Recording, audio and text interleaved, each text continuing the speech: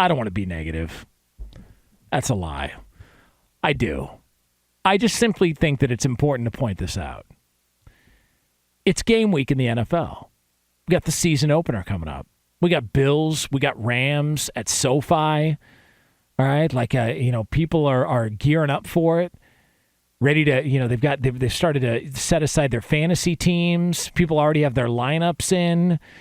People are figuring out where they're going to watch the game. Plus, you got Sunday's games are going to roll around. Guys have already bid farewell to their families because they're not going to see them for the next 3-4 months.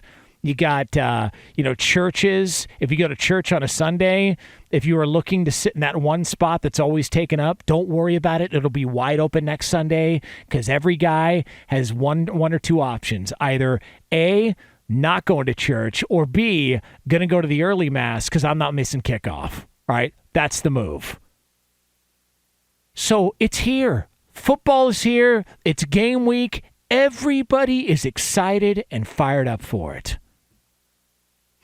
And then the reality is going to sit in. Oh, my favorite team is awful. It's like the countdown to your final moments of hope.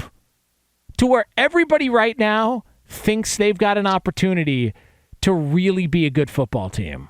Hey, you know what? This could be our year. I know a lot of people are down on us, and we got a lot of changes. We got some injury issues, but I'm telling you, this really could be our year.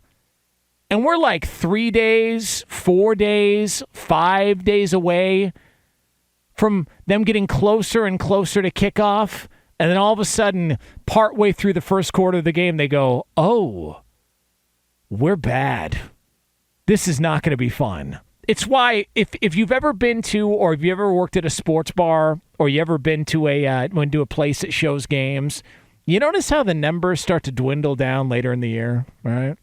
You notice how all of a sudden, everybody's there. You got fans from different teams. You got one guy in a Bills jersey, another guy in a Bucks jersey. You got a Jaguars fan there. You got a Browns fan sitting around. He's got an old number 4 on, getting really, really excited. Everyone's like, oh, man, that's a great Deshaun Watson jersey. He goes, no, it's Phil Dawson. Just look at the back. I'll put some duct tape on it, make it work later. I don't want to pay the other $80 to buy a Deshaun Watson jersey because who the hell knows what's going to happen in his career. Like, fan bases from all around sitting at a sports bar, especially week 1 and week 2 of the NFL season, it is the best.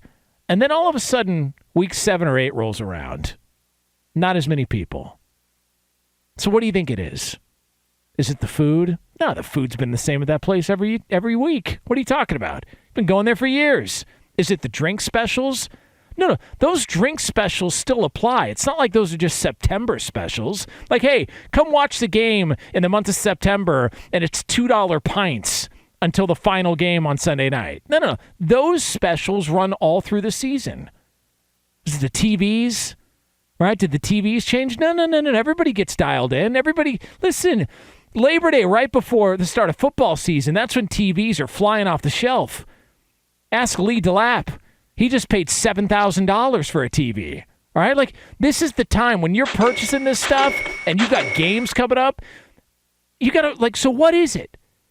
It's not the food. It's not the beer. It's not the availability. It's not the TVs. It's not the venue. It's still a Sunday. Why are these numbers diminishing as the season goes along? Oh, it's because those are the fans of teams who all of a sudden realize, oh, we're the armpit fart of our league.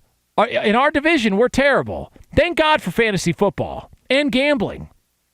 That's going to save a lot of people some heartache. Because if you play fantasy football, you come to terms with the fact at some point during the year, oh, my team stinks. Well, at least I got fantasy football. And God forbid that stinks too.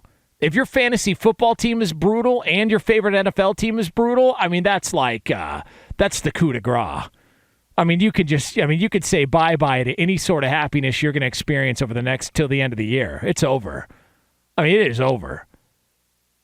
That is a rough way to go. That's like, crap in your pants and then finding out when you run inside to go change drawers that your dog died. It's like, oh, my God. the hell, what am I supposed to do? Like, so listen, there's going to be some people out there, and I'm not trying to be super negative here on a Labor Day. All right, that's not what I'm trying to do. I'm simply trying to set the expectations that majority of you, like there's percentages here. It's a numbers game, all right? The NFL season's coming up. You got one person and one fan base who's going to be really happy. Now, you're going to have several other teams that are going to be pleased, all right?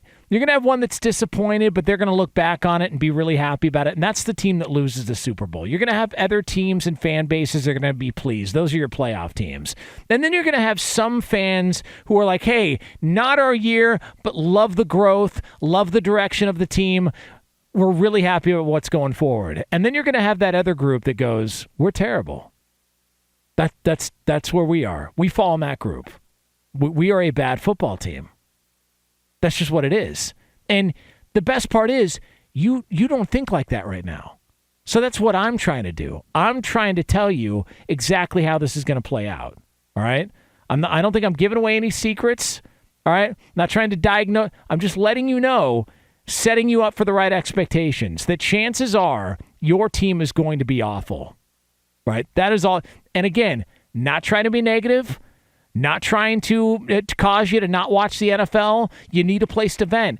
I would encourage you to listen to Fox Sports Radio because we could have some fun with it. I mean, look, the Jaguars were terrible last year. We had a great time. If we weren't talking about the swimming pool in the top deck, somebody bringing a snorkel to a game because they don't actually watch the games. Remember the clown out they had? They had people dressed up as clowns in the final week of the season, and it worked because Carson Wentz fell apart and the Colts missed the playoffs. This is the place to be. So, if you are a fan of a bad football team, and chances are you are, this is the place to vent. So, we're happy to have you along for the ride. And I'm not, again, no negativity here, just right expectations. That's all we're trying to do here as we take you up through the NFL season. So happy to have you along with us here. And your bad football team kicks off this weekend.